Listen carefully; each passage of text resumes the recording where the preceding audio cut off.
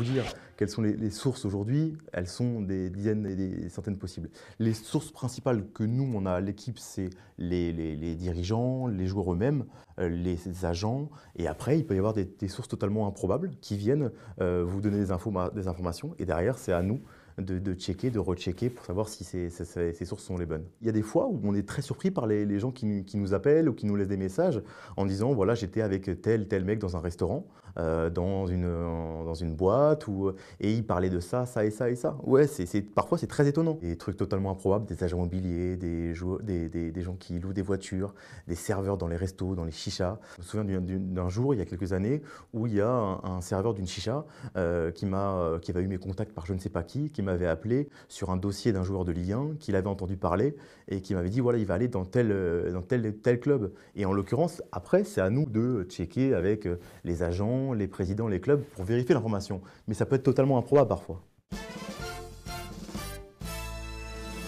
Ça prend des mois, des années pour faire confiance à quelqu'un.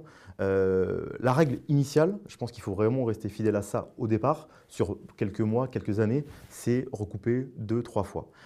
Après, on peut avoir une relation de confiance avec quelqu'un et lui faire confiance uniquement sur sa parole. Mais c'est extrêmement rare. Moi, ça m'arrive pas, ça m'arrive que très rarement que de me fier qu'à une seule source. Parce que je ne travaille pas comme ça et je pense que malgré la relation de confiance qu'on peut avoir avec quelqu'un, il faut toujours recouper sur le club, le joueur ou quelqu'un qui est dans l'entourage du joueur. Parce qu'on ne sait jamais si la personne est plus dans la communication que dans l'information. Elle peut avoir un intérêt financier à promouvoir tel ou tel joueur. J'ai été blousé comme tout le monde pour tel ou tel dossier. Je n'ai pas le souvenir en tête, mais bien sûr qu'au début, quand on commence ce métier et qu'on n'a pas les sources suffisantes, c'est difficile. Mais après, on a la chance, nous, à l'équipe, d'avoir un réseau dans les clubs aussi sur lesquels on peut s'appuyer.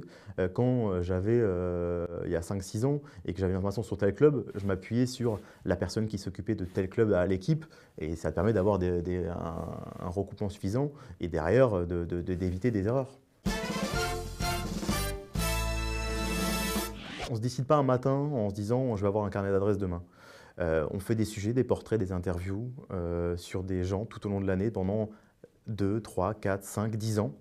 Et à un moment donné, ces gens-là, il y a une relation de confiance dont on parlait tout à l'heure qui se noue. Et puis, on les rappelle et c'est un travail au quotidien. Hein. C'est pas les infos, elles n'arrivent pas. J'allume pas mon téléphone le matin en disant ouais, j'ai 15 infos sur mon téléphone.